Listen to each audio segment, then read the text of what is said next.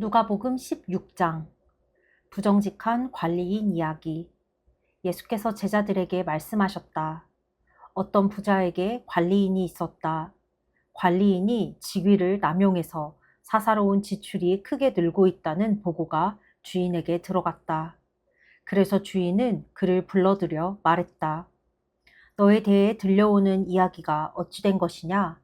너를 해고하겠다. 내가 내 장부를 철저히 감사해 볼 것이다. 그러자 관리인은 속으로 말했다.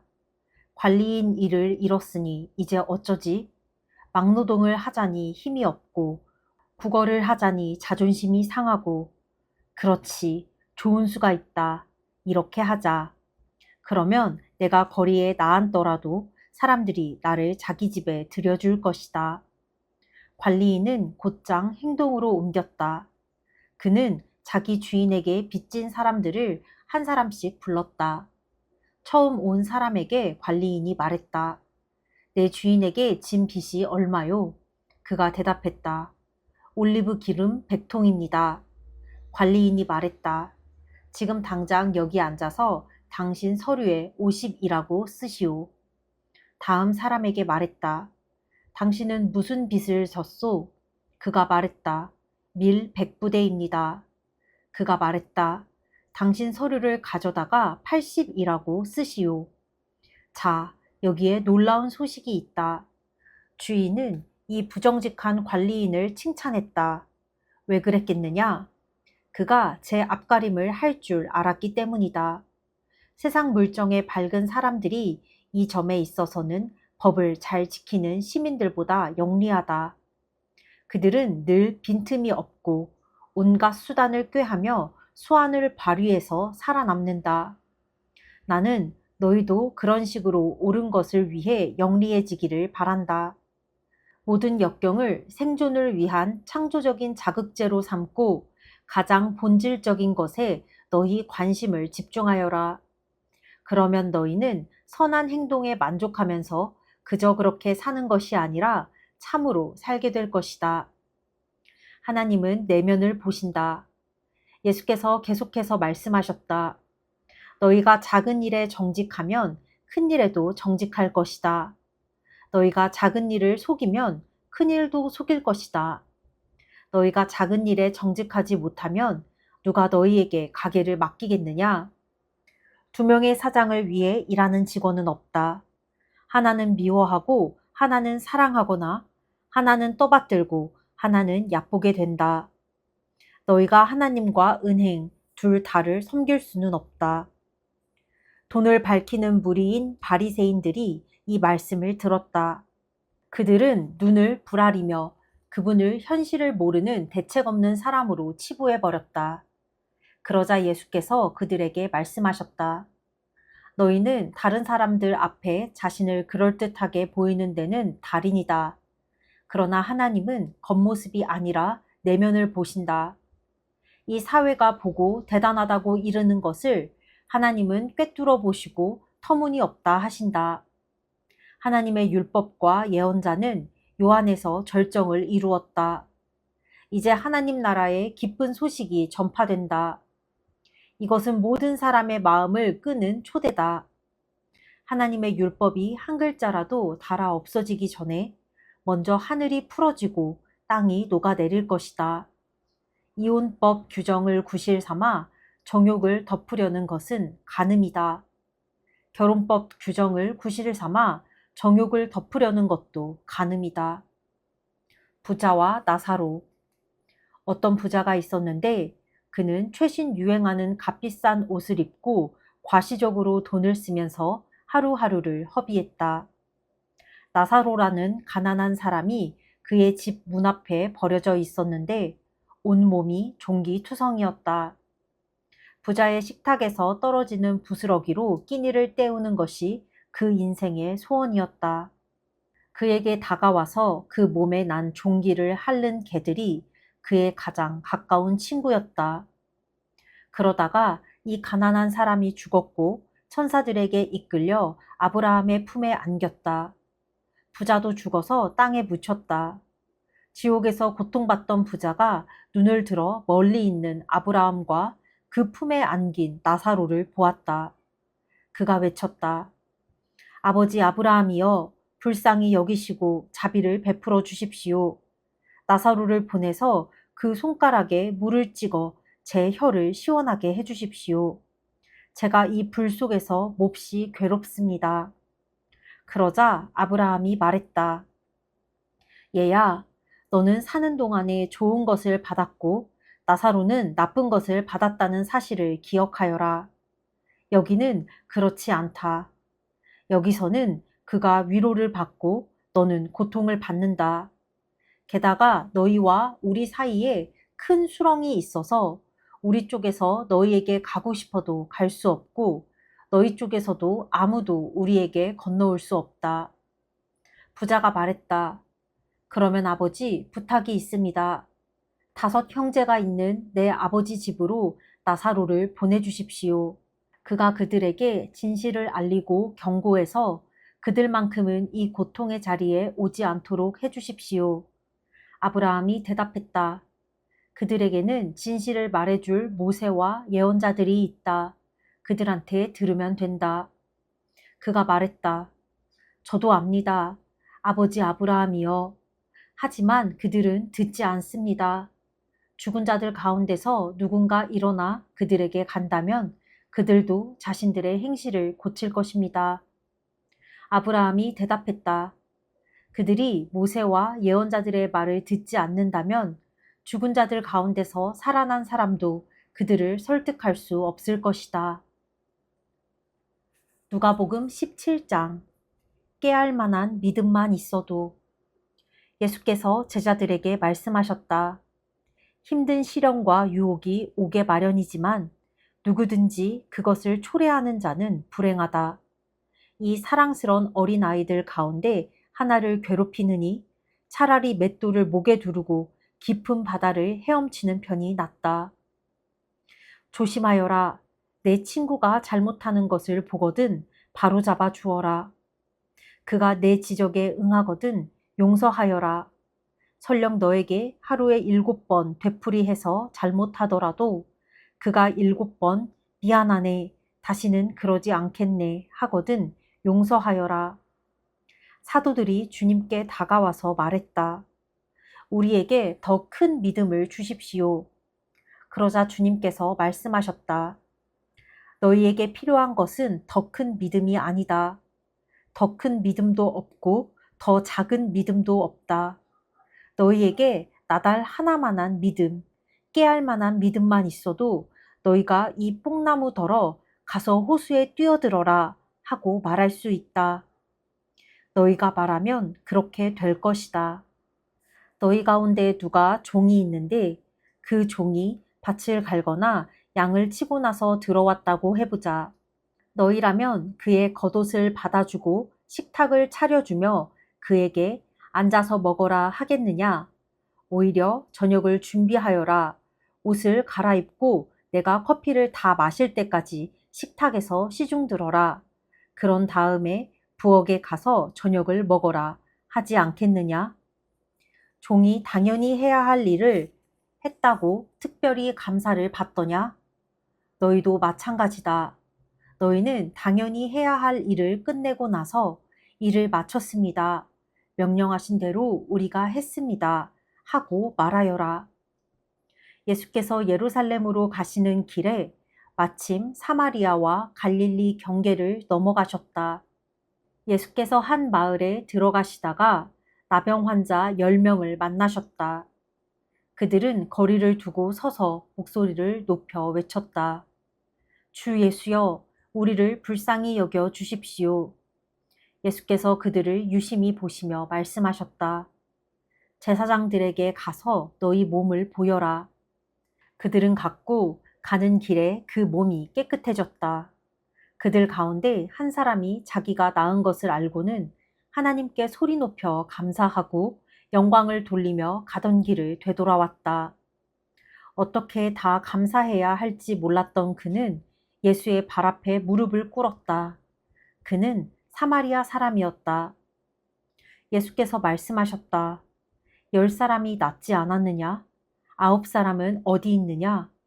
돌아와서 하나님께 영광을 돌린 사람이 이 이방인 말고는 아무도 없느냐? 예수께서 그에게 말씀하셨다. 일어나 가거라. 내 믿음이 너를 낫게 하고 너를 구원했다. 인자는 갑작스럽게 온다. 바리새인들이 하나님 나라가 언제 오는지 따져 묻자 예수께서 대답하셨다. 하나님 나라는 너희가 달력을 보고 날짜를 세고 있다고 해서 오는 것이 아니다. 누가 여기를 보아라 하거나 저기 있다 한다고 해서 오는 것도 아니다. 이유가 무엇이겠느냐? 하나님 나라는 이미 너희 가운데 있기 때문이다. 예수께서 계속해서 제자들에게 말씀하셨다. 너희가 인자의 날들 중에 단 하루라도 보고 싶어 애타게 사모할 때가 오겠으나 보지 못할 것이다. 사람들이 너희에게 저기를 보아라 하거나 여기를 보아라 할 것이다. 그런 허튼 말에 절대 속지 마라. 너희가 보러 나간다고 해서 인자가 오는 것을 볼 수 있는 것은 아니다. 인자는 올 때가 되면 온다. 번개가 한 번만 쳐도 온 하늘이 환해지지 않느냐? 인자의 날도 그럴 것이다. 그러나 먼저 인자가 많은 고난을 당하고 이 시대 사람들에게 버림받아야 한다. 인자의 때도 노아의 때와 똑같을 것이다. 노아가 방주에 오르던 그날까지도 사람들은 모두 평소처럼 지내며 시시덕거리고 즐겼다. 홍수가 나서 모든 것을 쓸어버릴 때까지 그들은 아무런 낌새도 채지 못했다. 롯의 때도 마찬가지였다. 롯이 소돔에서 나오고 화염이 폭풍처럼 쏟아져 모든 것을 바싹 태우던 그날까지도 사람들은 평소대로 시시덕거리고 즐겼다. 인자가 나타나는 때도 그처럼 갑작스럽고 전면적일 것이다. 그날이 올 때에 너희가 마당에서 일하고 있거든 무엇을 가지러 집으로 들어가지 마라. 밭에 나가 있거든 겉옷을 가지러 돌아가지 마라. 롯의 아내가 어떻게 되었는지 기억하여라. 너희가 너희의 목숨을 붙잡고 매달리면 목숨을 잃겠지만 그 목숨을 놓으면 하나님의 목숨을 얻을 것이다. 그날에 두 남자가 한 배에서 고기를 잡다가 한 사람은 데려가고 다른 한 사람은 남겨질 것이다. 두 여자가 한 부엌에서 일하다가 한 사람은 데려가고 다른 한 사람은 남겨질 것이다. 제자들이 이 모든 말씀을 받아들이려는 마음에서 말했다. 주님, 어디에서 그런 일이 있겠습니까? 예수께서 그들에게 말씀하셨다. 독수리들이 맴도는 곳을 잘 보아라. 독수리들이 먼저 시체를 찾아낼 것이다. 그 일은 내 주검 주위에서 시작될 것이다. 누가복음 18장 끈질긴 과부 이야기. 예수께서 그들에게 끈질기게 기도하고 절대 포기하지 말아야 할 것을 가르치려고 이야기를 들려주셨다. 예수께서 말씀하셨다. 어떤 도시에 하나님을 전혀 의식하지 않고 사람들도 안중에 없는 재판관이 있었다. 그 도시에 사는 한 과부가 계속해서 그를 찾아왔다. 내 권리가 침해받고 있으니 나를 보호해 주십시오. 재판관은 그 과부를 거들떠보지도 않았다. 그러나 과부가 계속해서 찾아오자 재판관은 이렇게 혼잣말을 했다. 나는 하나님이 어떻게 생각하는지 전혀 관심도 없고 사람들의 생각은 더 말할 것도 없다. 그런데 이 과부가 끝까지 나를 귀찮게 할 텐데 뭔가 조치를 취해서 이 여자가 정당한 대우를 받도록 해주는 편이 차라리 낫겠다. 그렇지 않으면 이 여자의 집요한 펀치에 내가 시퍼렇게 멍이 들고 말겠다. 주님께서 말씀하셨다. 너희는 이 불의한 재판관이 하는 말을 들었느냐? 그렇다면 너희는 도움을 구하며 끊임없이 부르짖는 택하신 백성을 위해 하나님이 개입하셔서 정의를 이루어 주시리라고 왜 생각지 않느냐? 하나님이 자기 백성의 권리를 지켜주시지 않겠느냐? 내가 보장한다. 하나님이 반드시 그렇게 해주실 것이다. 그분은 질질 끌지 않으실 것이다. 그러나 인자가 다시 올 때에 그처럼 끈질긴 믿음을 이 땅에서 얼마나 찾을 수 있겠느냐? 세금 징수원과 바리새인의 기도. 자신의 도덕적 행위에 흡족해하며 자만심에 빠져서 보통 사람들을 업신여기는 사람들에게 예수께서 다음 이야기를 들려주셨다. 두 사람이 기도하러 성전에 올라갔다. 한 사람은 바리새인이고 다른 한 사람은 세금 징수원이었다. 바리새인은 자세를 잡고 이렇게 기도했다. 오 하나님, 내가 다른 사람과 같지 않으니 감사합니다.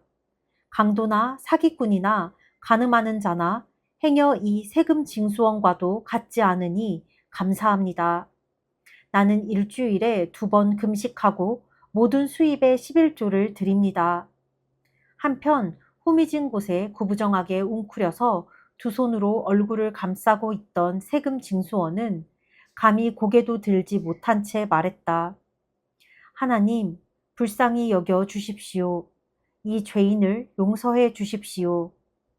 예수께서 설명을 덧붙이셨다.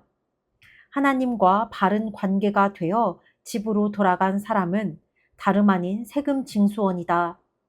너희가 고개를 쳐들고 거만하게 다니면 결국 코가 납작해지고 말 것이다. 그러나 너희가 자신의 모습을 있는 그대로 인정하면 너희는 자기 자신보다 큰 존재가 될 것이다. 사람들이 예수께서 만져주시기를 바라며 그분께 아이들을 데려왔다. 제자들이 그것을 보고는 그들을 쫓아냈다. 그러자 예수께서 그들을 다시 부르셨다. 이 아이들을 그냥 두어라. 아이들과 나 사이에 끼어들지 마라. 이 아이들은 천국의 자랑이며 기쁨이다. 명심하여라. 너희가 하나님 나라를 아이처럼 단순하게 받아들이지 않으면 절대로 그 나라에 들어갈 수 없다. 부자와 하나님 나라.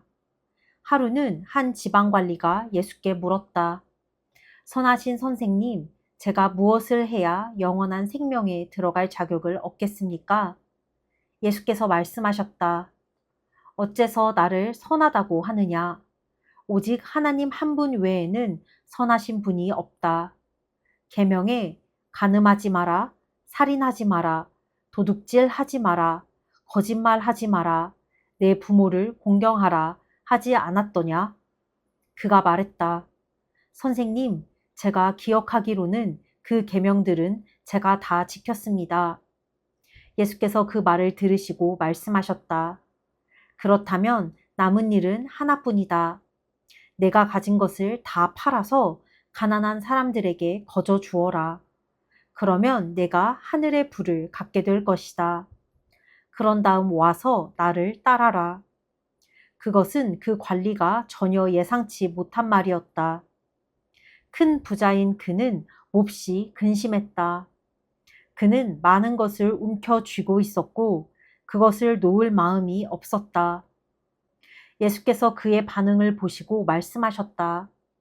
많이 가진 사람이 하나님 나라에 들어가는 것이 얼마나 어려운지 아느냐? 부자가 하나님 나라에 들어가는 것보다 낙타가 바늘귀로 지나가는 것이 더 쉽다. 다른 사람들이 물었다. 그러면 어느 누가 가망이 있겠습니까? 예수께서 말씀하셨다. 너희 힘으로 해낼 수 있다고 생각하면 전혀 가망이 없다. 그러나 하나님께서 하실 수 있다고 믿으면 얼마든지 가능한 일이다. 베드로가 이야기의 주도권을 다시 잡으려고 이렇게 말했다. 우리는 가진 것을 다 버리고 주님을 따랐습니다. 그렇지 않습니까? 예수께서 말씀하셨다. 그렇다. 너희는 절대 후회하지 않을 것이다. 집과 배우자와 형제 자매와 부모와 자식과 그 무엇을 희생하고서 손해볼 사람은 아무도 없다. 너희 평생에 그 모든 것을 여러 배로 돌려받을 것이다. 영원한 생명도 덤으로 받을 것이다. 눈먼 사람을 고치시다. 그 후에 예수께서 12제자를 따로 한쪽으로 데리고 가셔서 말씀하셨다. 잘 들어라. 우리는 지금 예루살렘으로 올라가는 길이다. 인자에 대해 예언서에 기록된 것이 모두 이루어질 것이다. 사람들이 인자를 로마 사람들에게 넘겨주어 조롱하고 놀리고 침뱉을 것이다. 그리고 인자를 고문한 뒤에 죽일 것이다. 그러나 사흘 후에 인자는 다시 살아날 것이다. 하지만 제자들은 깨닫지 못했고 예수께서 무슨 말을 하시는지 전혀 감을 잡지 못했다. 예수께서 여리고 외곽에 이르셨다. 한 눈먼 사람이 길가에 앉아서 구걸하고 있었다. 그는 무리가 술렁이는 소리를 듣고 무슨 일인지 물었다. 사람들이 그에게 말했다. 나사렛 예수께서 지나가신다. 그러자 그가 갑자기 소리쳤다. 예수여, 다윗의 자손이여, 불쌍히 여겨 주십시오. 저를 불쌍히 여겨 주십시오. 앞서가던 사람들이 그에게 조용하라고 했으나 그는 오히려 더 크게 소리쳤다. 다윗의 자손이여, 불쌍히 여겨 주십시오. 저를 불쌍히 여겨 주십시오. 예수께서 걸음을 멈추시고 그를 데려오라고 말씀하셨다. 그가 가까이 오자 예수께서 물으셨다. 내게 무엇을 원하느냐? 그가 말했다. 주님, 다시 보기 원합니다. 예수께서 말씀하셨다. 다시 보아라. 내 믿음이 너를 구원했고 낫게 했다. 그는 즉시 고침을 받았다. 그가 고개를 들어서 보니 앞이 보였다. 그는 하나님께 영광을 돌리며 예수를 따라갔다. 길가에 있는 사람들도 모두 합류하여 큰 소리로 하나님을 찬양했다. 누가복음 19장. 삭개오. 예수께서 여리고에 들어가 걷고 계셨다. 삭개오라는 사람이 거기에 있었는데 그는 세금 징수원의 우두머리이자 상당한 부자였다. 그는 예수를 보고 싶은 마음이 간절했으나 무리 때문에 시야가 가렸다. 그가 작아서 사람들 너머로 볼 수가 없었다. 그는 예수께서 지나가실 때 보려고 먼저 달려가 뽕나무에 올라갔다. 예수께서 나무 밑에 오셔서 올려다보며 말씀하셨다. 삭개오야, 어서 내려오너라. 오늘 내가 내 집에서 묵어야겠다. 삭개오는 자신의 행운이 도저히 믿기지 않았다. 그는 나무에서 내려와 기쁜 마음으로 예수를 자기 집에 모셨다. 그 일을 본 사람들이 하나같이 붕괴하며 투덜거렸다. 저분이 무슨 일로 이 사기꾼 같은 사람을 가까이 하는가? 삭개오는 놀라서 그냥 그 자리에 서 있었다. 그가 더듬거리며 사죄했다.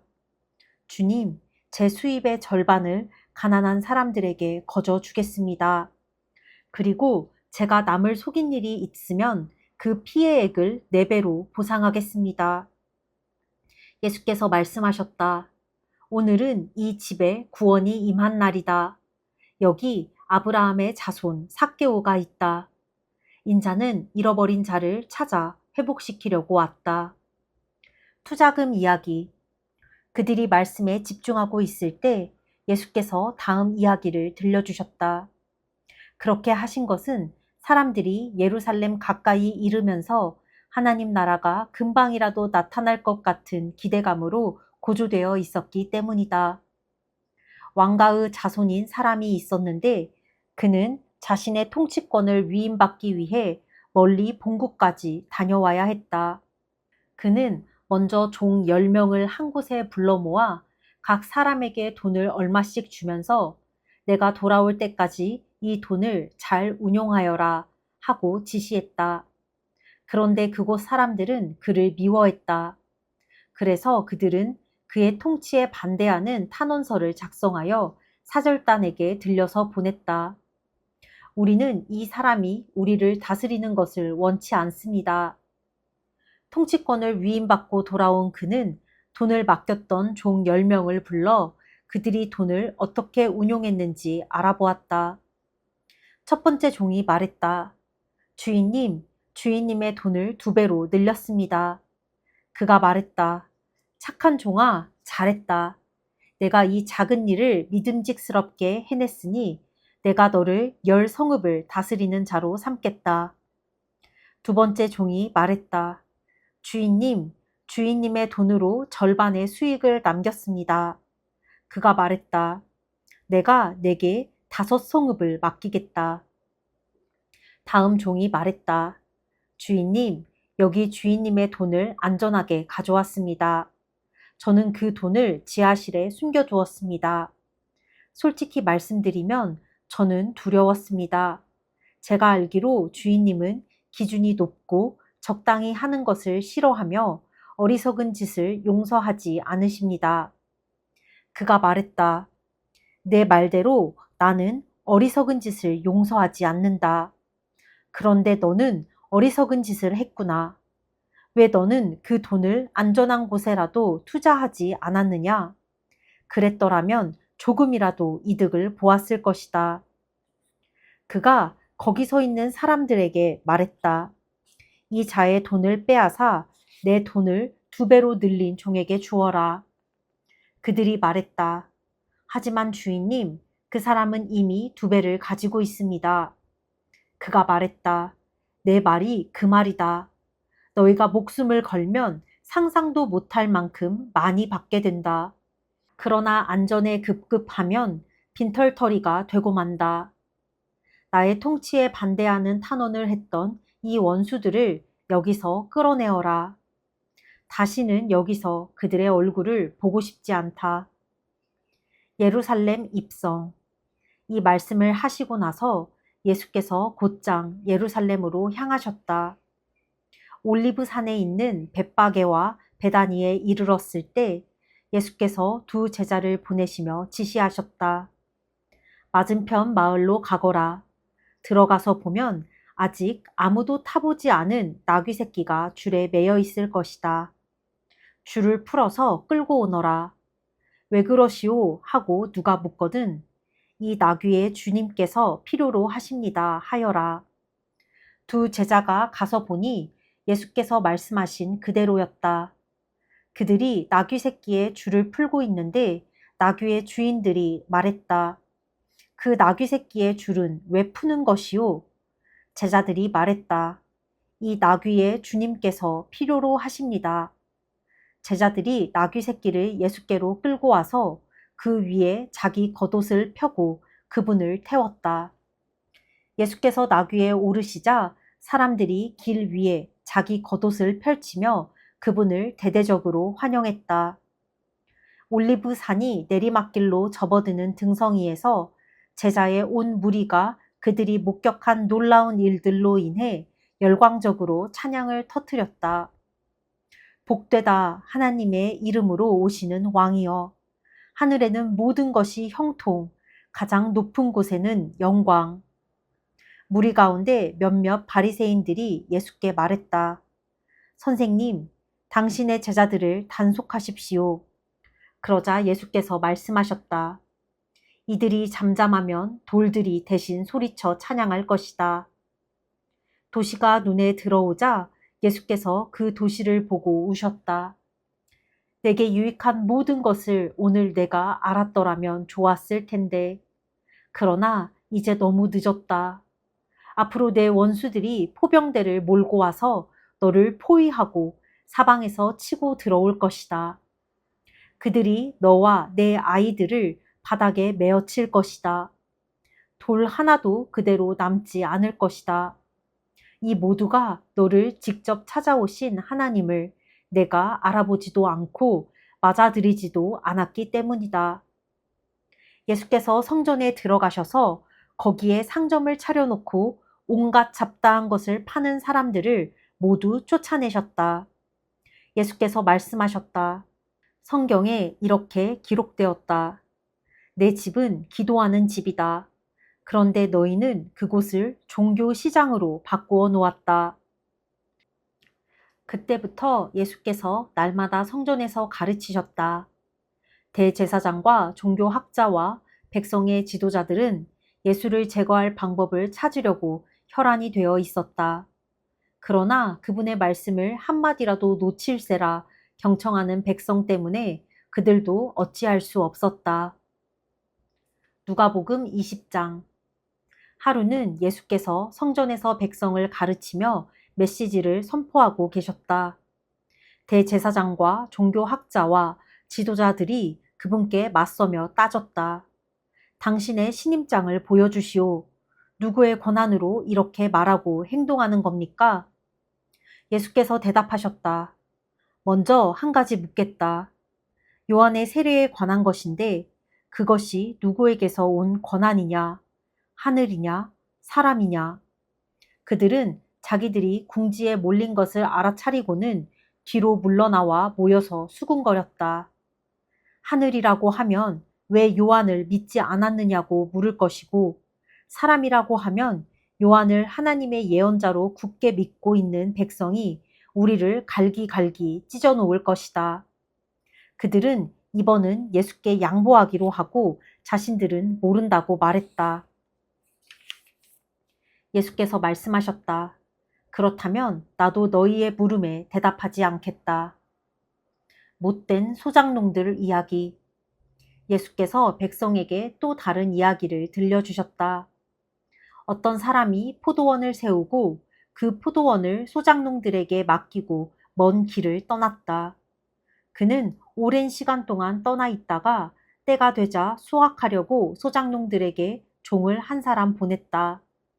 그러나 소작농들은 그 종을 마구 때려 빈손으로 돌려보냈다.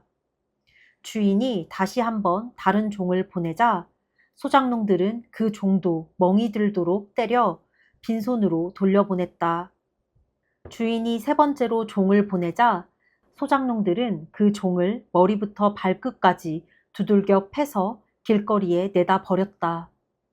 그러자 포도원 주인이 말했다. 이렇게 해야겠다.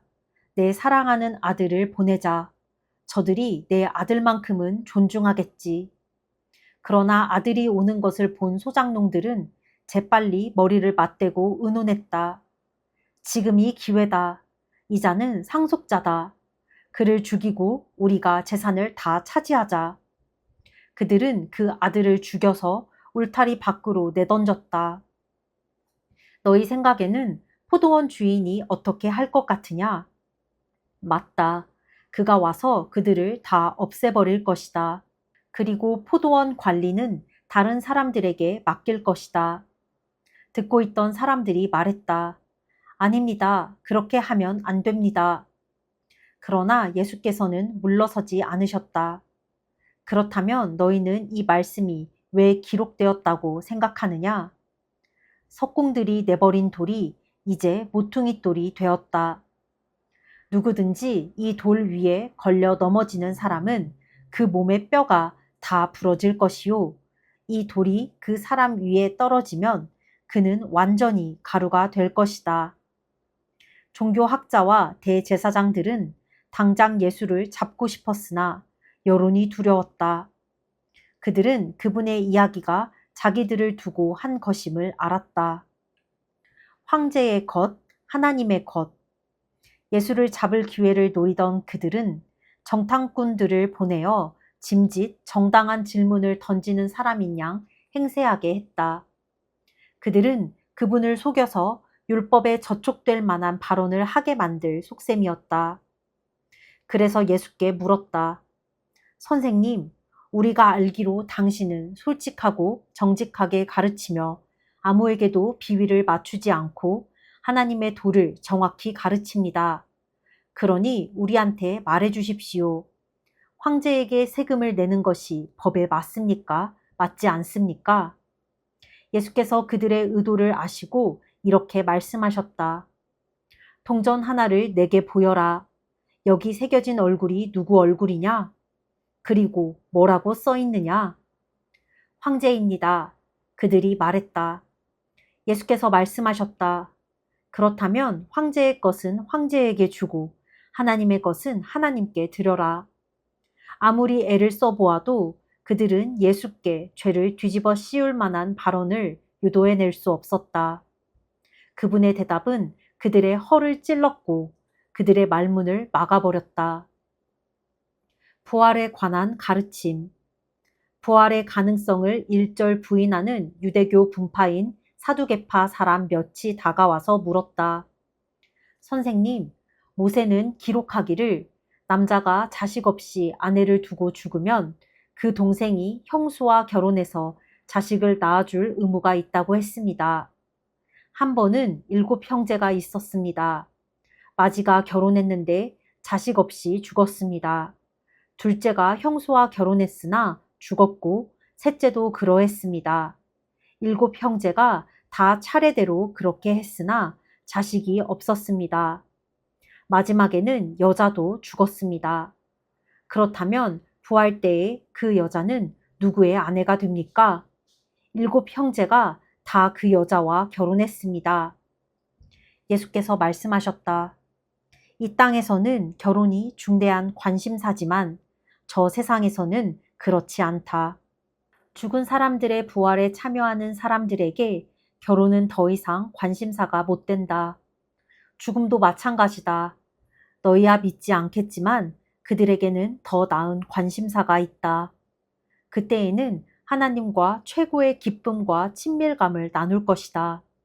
모세도 불붙은 떨기나무 앞에서 부활에 관해 외치기를 아브라함의 하나님, 이삭의 하나님, 야곱의 하나님이라고 했다.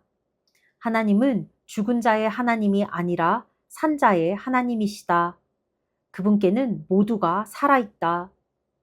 몇몇 종교 학자들이 말했다. 선생님, 훌륭한 답입니다. 한동안 아무도 그분께 묻는 사람이 없었다. 그 후에 예수께서 그들에게 물으셨다. 어째서 사람들이 메시아를 다윗의 자손이라고 하느냐? 다윗은 시편에 분명히 말했다. 하나님께서 내 주님께 말씀하셨다. 내가 내 원수들을 내 발 아래에 둘 때까지 너는 여기 내 오른편에 앉아 있어라. 다윗이 여기서 메시아를 내 주님이라고 부르는데 메시아가 어떻게 다윗의 자손이 될 수 있느냐? 모든 사람이 듣는 가운데 예수께서 제자들에게 말씀하셨다. 종교 학자들을 조심하여라.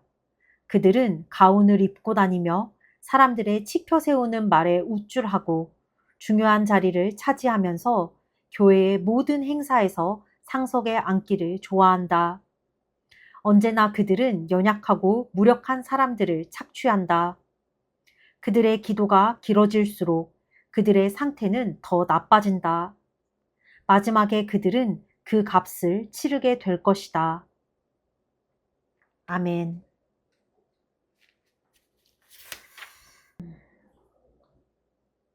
오늘 누가복음 본문에서 한 두 가지의 이야기가 하나의 뜻을 담고 있는데 부자와 나사로의 이야기 그리고 예수님께 다가온 한 지방관리에 대한 이야기다. 부자와 나사로는 두 사람이 죽었을 때 나사로는 아브라함 품에 안겨 있지만 부자는 지옥불 속에 떨어져 있다. 또한 예수님을 찾아온 지방관리가 예수님, 제가 무엇을 해야 영원한 나라에 들어갈 수 있겠습니까? 그러니까 예수님께서 십계명의 말씀 몇 개를 이렇게 나열하신다. 그때 관리가 예수님 제가 다 지켰습니다. 그러니까 예수님이 딱 말씀하셔. 그러면 하나만 너가 더하면 돼. 그건 너가 가진 것을 다 팔아서 가난한 사람들한테 다 나눠주고 나를 따라와라. 근데 거기서 지방관리가 자기가 가진 것을 놓지 못해. 부자도 천국에 들어가기 어려웠고 이 지방관리도 자신이 갖고 있는 것을 놓지 못했기에 천국에 가기는 힘들 거야. 예수님께서 대놓고 말씀하셔. 부자가 천국에 가는 건 낙타가 바늘길을 통과하는 것보다 어려울 거라고. 거의 불가능하다고 보겠지. 사람들은 그래. 그러면 누가 천국에 들어가겠어요? 하니까 예수님께서 하나님이 하시면 해. 너희는 절대 못해. 하지만 하나님이 천국에 보내시겠다. 맘만 먹으시면 다 갈 수 있다. 라는 말씀을 하신다. 이 땅에서 수많은 것을 소유한다고 해서 이것을 다 갖고 하늘에 가는 게 아니다. 다 이곳에 다 놓고 가야 된다. 뭘 모으고 뭘 가지고 있어 기쁘고 부와 명예와 자산과 이런 컬렉팅들이 천국 갈 때, 내가 죽을 때 싸질머지고 갈 것도 아니다. 다 이 땅의 것이다. 따라서 너무 막 이런 데에 목매지 말자. 진짜 중요한 것, 진짜 중요한 이 생명은 하나님께 있다. 하나님 나라에 있다. 우리가 이 땅에서 막 부를 축적하려고 막 안달복달 하지 말고 하나님 나라에 그 복을 좀 쌓아보자. 내가 어떻게 나의 자산을 운용해야 되고 내가 어떻게 살아가야 되는지에 대해서 좀 많이 생각해 봐야겠다. 지금 당장 내가 재정이 필요한 곳이 있고 이것을 위해 좀 이 재정을 잘 운용해 보려고 하는데 무엇이 옳은 것이고 그른 것이며 무엇이 하나님이 일하시는 길이고 하나님이 원하시는 길인지 솔직히 아직은 잘 모르겠다. 하지만 너무 세상의 말에 막 돈 하는데 막 끌려가진 말자. 그냥 묵묵하게 하나님께 기도하면서 말씀을 보면서 나의 이 재정이 옳은 방법으로 쓰이길 기도하자. 오늘 나의 느낀 점이다. 오늘은 여기까지. 끝.